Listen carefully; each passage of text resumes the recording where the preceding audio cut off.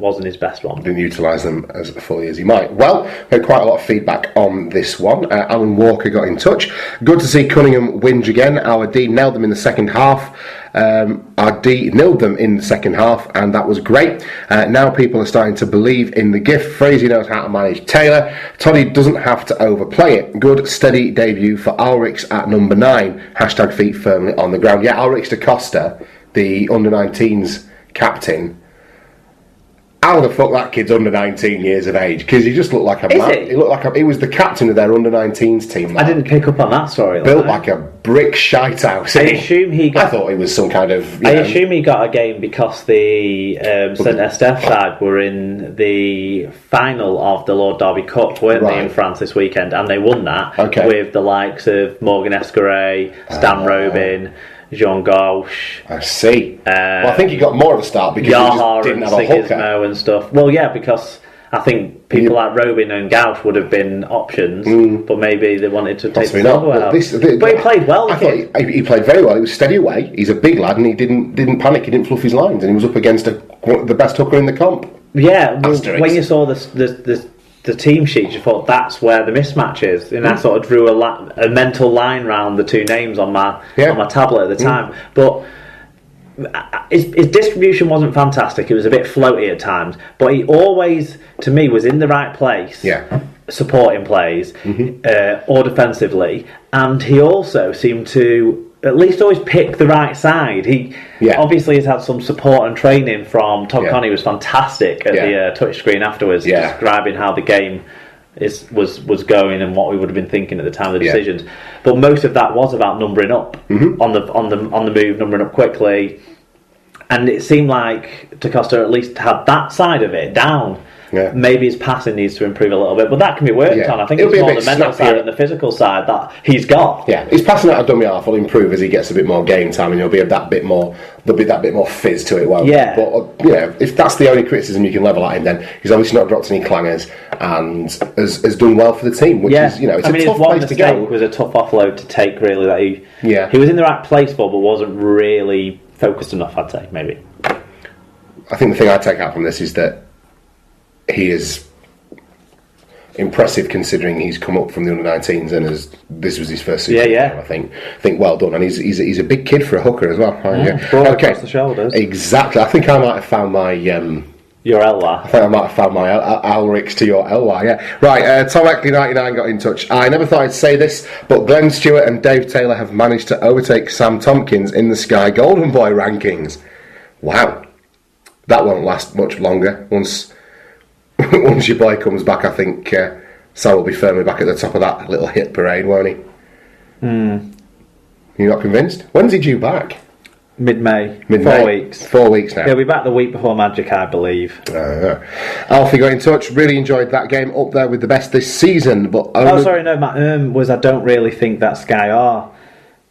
Dave Taylor, they are a bit overly bumming Dave Taylor. Glenn Stewart, they're giving him the credit he deserves for the way he's been playing. Dave Taylor has been playing amazingly as well, but they kind of big him up in terms of... We came with that reputation. But they do the exact same thing with Frank Pritchard as well. Yeah. And it's not like it's not justified, it's just you feel like their enthusiasm for those players doesn't match their enthusiasm for players that they could show the same amount of enthusiasm for, that play... Yeah, legitimately as well as all these guys. Through our competition. Yeah.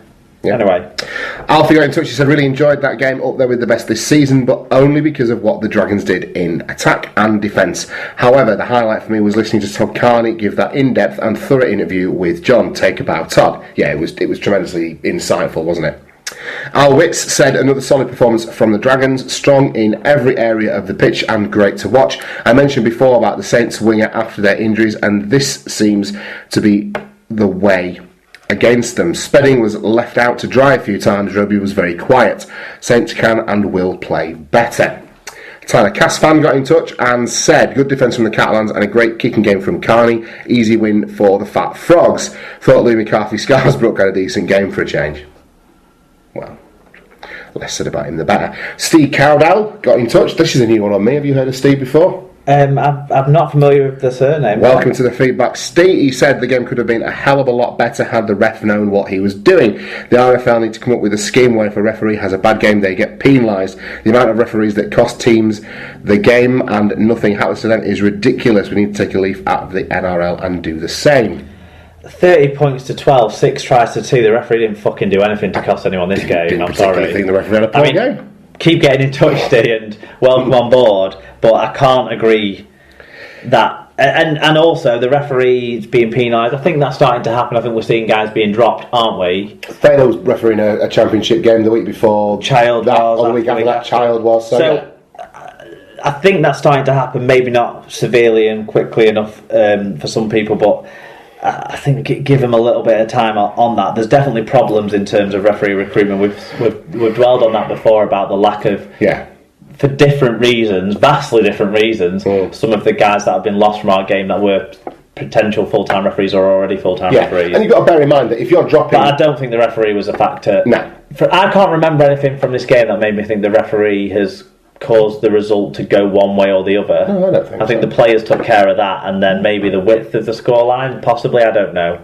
But I can't remember anything off the top of my head that was too controversial. The thing I'd say about dropping referees punitively is that we have a finite number of top-class, top-flight referees. So if every week someone makes a mistake, they get dropped automatically. Who's going to referee the top-flight games? You can't legislate for it that way. There is a certain amount of, we're going to stand you down for this reason and that reason, and you're going to go and do a championship game, but you can't just keep dropping them down. Otherwise, you'll end up with all the League One referees doing the Super League and all the Super League referees doing League One. I mean, if Steve wants to sort of explain, if you can elaborate and quite brilliant by all means, decisions it was, and we can sort of then, because nothing's jumping to mind for me, but I'm not a fan of either side, so it wouldn't necessarily call out to me as much as it my own team playing. But get back in touch, and if there's stuff to point out, then please do, because we like to be put in our places every so often, don't we? Brad Davies got in touch. He said, how good was Todd Carney in the post-match analysis? This segment on Sky is easily the best bit of analysis they have ever done. Don't know what sort of coaching young halfbacks get, but knowledge transfer from some of the top halves like they do on Sky has got to be part of the way forward. Our Catalan's the real deal. Well, first of all, I agree with what Brian says about it being one of the best bits of analysis they've done. I think it's a wonderful feature, and it, with everyone that they've had up, really, it's been insightful, and I've learned something, and it's kind of nice to get that insight into how these guys set up and how their minds are working when they're out in the field, isn't it? And then Catalan's the real deal. Of course they are. Yeah. Couldn't agree more. I think they might be too many class players in that side, to be perfectly honest. Yeah, I'm starting to feel a little bit of a flutter for the Catalans since I've got this. I'm a neutral, aren't I? So I can be a bit of a Glory fan. You are every year. Exactly. Yeah. Not every year. First year of the podcast, I was a Bulls fan. I'm still a Bulls fan, but I've got to. You were almost a Cats fan by fucking August. Oh, if we folded, well, I think no. I sort of followed Cats last year a bit, didn't I? Yep. Just to cheer him on. Okay. Not speaking of which, Paul O'Brien got in touch. I was thinking of Tyler Cass fan. Paul O'Brien got in touch. So it was another good win for Catalan. The use of the video ref for some in-play calls needs to be stopped. Shows games with VRR refed differently than non-TV games. That's a reasonable point. More so than perhaps that's more what Steve was getting at. Yeah. Maybe so. Maybe if they're missing stuff that the video refs having to come back. But I suppose if they're getting it right in the end, does it justify it? We've got a bit more on video refs getting involved in the NRL section, so we'll see if that stirs lively debate for next week. And there you go. And final one on this one, Diane LBW. At least we didn't lose 62-0 is all I can say about this game. Oh, and our first try was magnificent. I'd rather lose 62-0 but be joint top than be 6 or whatever Saints are. Oh, they're a good team. They're well coached. Right, Friday night started then down at the John Smiths Stadium, and who'd have thunk it? Warrington nilled by the Huddersfield Giants, 11 points to nothing, Mark. Well, we certainly didn't think it, did we? No. We did say there's every chance Warrington could slip up here with Sandow out still and Huddersfield starting to get a few more players back. Huddersfield won, but Braley still looked ineffective at fullback. So I'm more and more convinced, that they're going to leave him at fullback. Yeah, well, they're plugging away with it, but he's not doing the stuff that other half-turn fullbacks are doing. He's not getting involved by from the snippets I'm seeing and from the numbers then that I look at after that, it's not really showing it. But it didn't. I'm guessing the weather was similar-ish to what it was at Headingley. It didn't show up as bad on the cameras because maybe you know they went under a roof with the camera or wiped it clean of rain or something like you'd expect. Some minor kind of maintenance like work on it whilst you're broadcasting live. But Huddersfield seemed to really. Well, let's give them credit because they seem to manage the game well, and I think it comes down to Danny Brough in some respects as well because he made some of the decisions for the kicks and things like that, and I think. They took a long penalty. They took a long drop goal. He was just doing the right things at the right times to see them home, and with a steady head on rather than his hot head on, maybe just goes to which helps. Yeah, absolutely.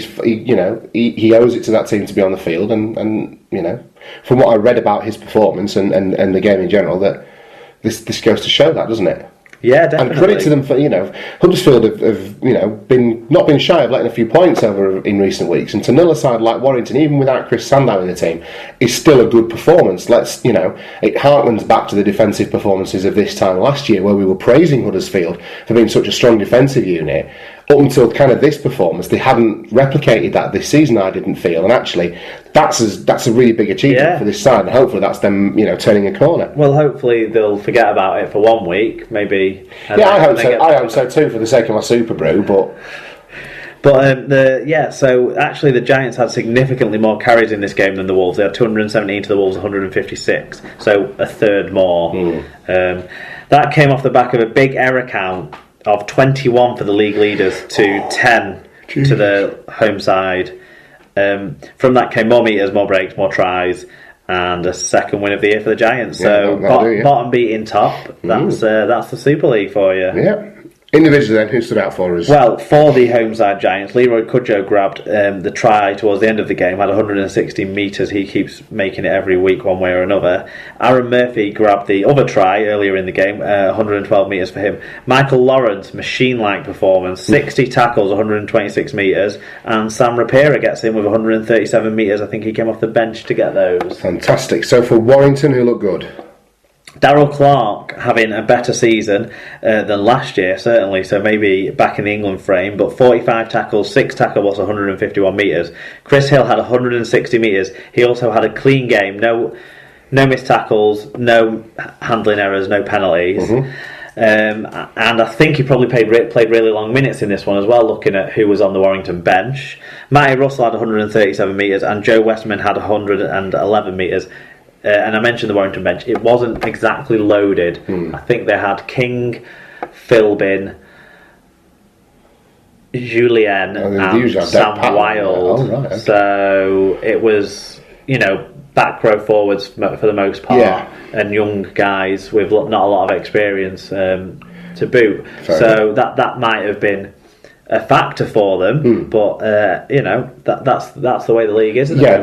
They'll still be disappointed of not put up as much of a fight in terms of getting on the score sheet, though, won't they? They shot themselves in the foot by the looks of that error count. Right. So talking about Darryl Clark, then you alluded to him during the roundup of the individual stats and him pressing an England claim. If we assume, and this is just me assuming, this you may disagree, if we assume that Josh Hodgson of the Canberra Raiders is first choice hooker for England.